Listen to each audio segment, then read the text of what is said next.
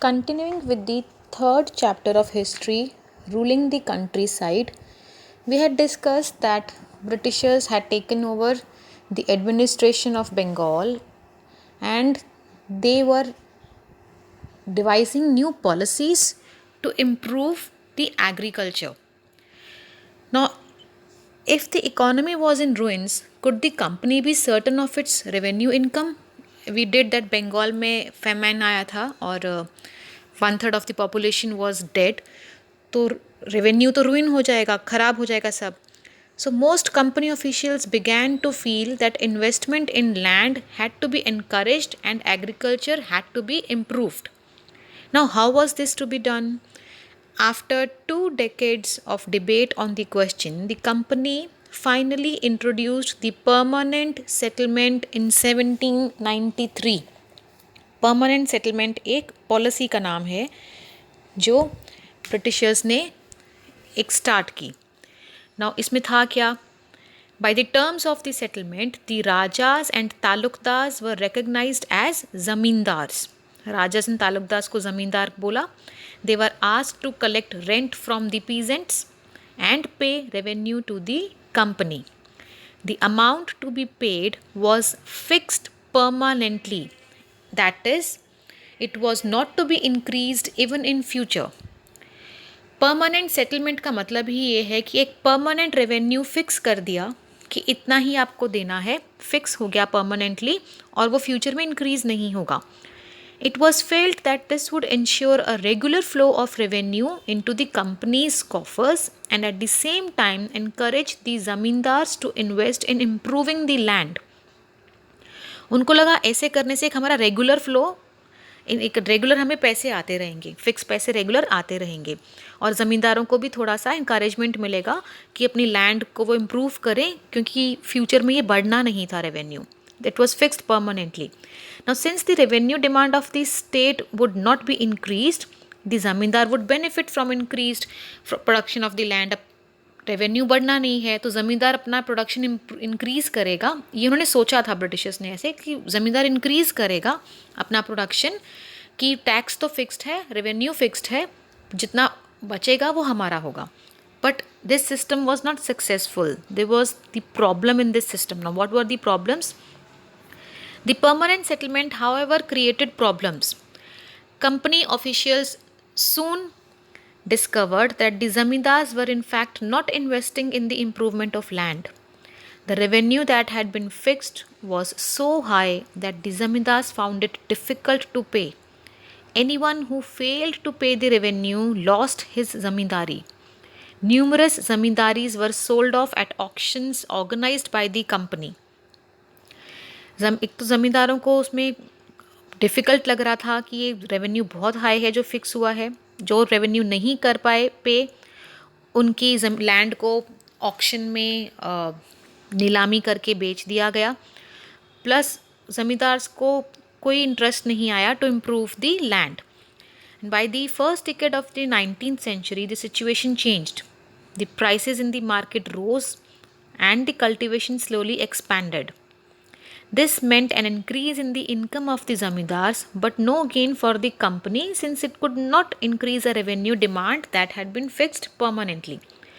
कुछ सालों बाद चेंज आया, सिचुएशन चेंज्ड, प्राइसेस बढ़ी मार्केट में, फार्मिंग एग्रीकल्चर एक्सपैंड हुआ, इंक्रीज़ हुआ इनकम में ज़मींदारों का, लेकिन उससे ब्रिटिशर्स को तो कोई फ़ायदा नहीं हुआ because the revenue was fixed permanently, कि वो फिक्स हो गई है तो जो भी एक्स्ट्रा कमाई हो रही थी वो ज़मींदारों को जा रही थी, ब्रिटिशर्स को नहीं जा रही थी.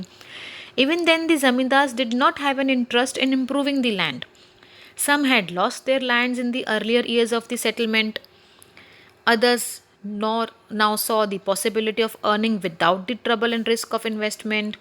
As long as the zamindars could give out the land to tenants and get rent, they were not interested in improving the land. ये होने के बाद भी ज़मींदार्स को कोई ख़ास इंटरेस्ट नहीं था. उन्होंने रेंट पर, किराए पर दे दी अपनी लैंड्स और बस जितना रेवेन्यू से कलेक्ट हो रहा है अपना रेवेन्यू ब्रिटिशर्स को फिक्स देते गए और अपना लेते गए. बहुत ज़रा उन्होंने रिस्क नहीं लिया कि हम इसको इम्प्रूव करें, कैसे करें. On the other hand, in the villages, the cultivators found the system extremely oppressive. Oppressive मतलब दबा देने वाला. जो कल्टिवेटर्स फार्मर्स थे उनको लगता था ये परमानेंट सेटलमेंट सिस्टम बहुत ऑप्रेसिव है. The rent he paid to the zamindar was high and his right on the land was insecure. अब जो किराए पर फार्मर्स काम कर रहे हैं, वो जो भी मेहनत कर रहे हैं सब कमा कर तो ज़मींदार को दे रहे हैं. उन्हें लग रहा था कि ज़मींदार को वो ज़्यादा पे कर रहे हैं और उनका राइट कोई है ही नहीं लैंड के ऊपर, बिकॉज वो तो किराए पर हैं.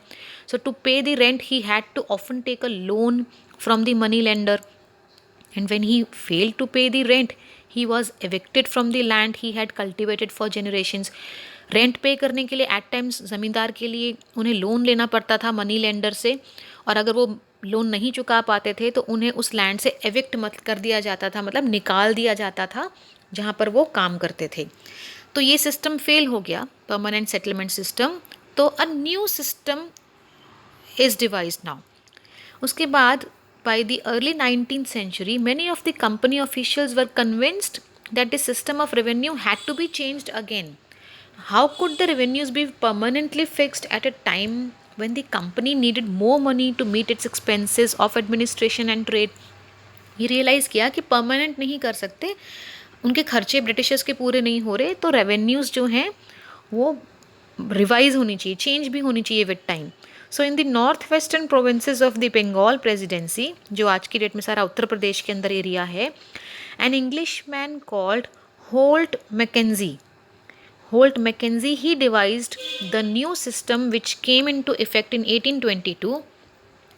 He felt that the village was an important social institution in North Indian society and needed to be preserved.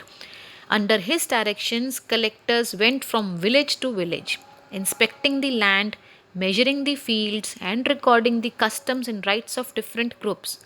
The estimated revenue of each plot within a village was added up to calculate the revenue that each village or mahal had to pay. This demand was to be revised periodically, not permanently fixed. The charge of collecting the revenue and paying it to the company was given to the village headman rather than the zamindar. This system came to be known as the Mahalwadi system. आपकी book में महल एक term given है, page 29 top right पे. महल का मतलब था एक village या ग्रुप ऑफ विलेजेस जहाँ से रेवेन्यू कलेक्ट होता था. परमानेंट सेटलमेंट में तो परमानेंट फिक्स कर दिया था. नया सिस्टम आया महलवाड़ी सिस्टम, जहाँ पे विलेज या ग्रुप ऑफ विलेजेस को एक महल बोला गया और हर एक जगह की स्टडी की गई अच्छे से कि वहाँ पर कितना फील्ड है, कितना वहाँ से रेवेन्यू कलेक्ट हो सकता है, लोगों का कल्चर क्या है, उस सबको ध्यान में रखते हुए हर महल का या हर विलेज और ग्रुप ऑफ विलेजेस का रेवेन्यू अलग अलग फिक्स किया गया. फिक्स नहीं किया गया, तय किया गया, और वो रिवाइज्ड होता था. ये रिवाइज पीरियडिकली मतलब बार बार वो चेंज भी किया जाता था, फिक्स नहीं था परमानेंटली. और परमानेंट सेटलमेंट में ज़मींदार या ताल्लुकदार और राजास की ड्यूटी थी रेवेन्यू कलेक्ट करना.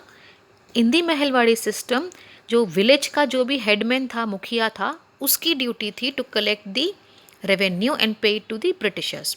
सो we have done 2 methods today, the permanent settlement and the Mahalwadi. The third one we will discuss in our next class.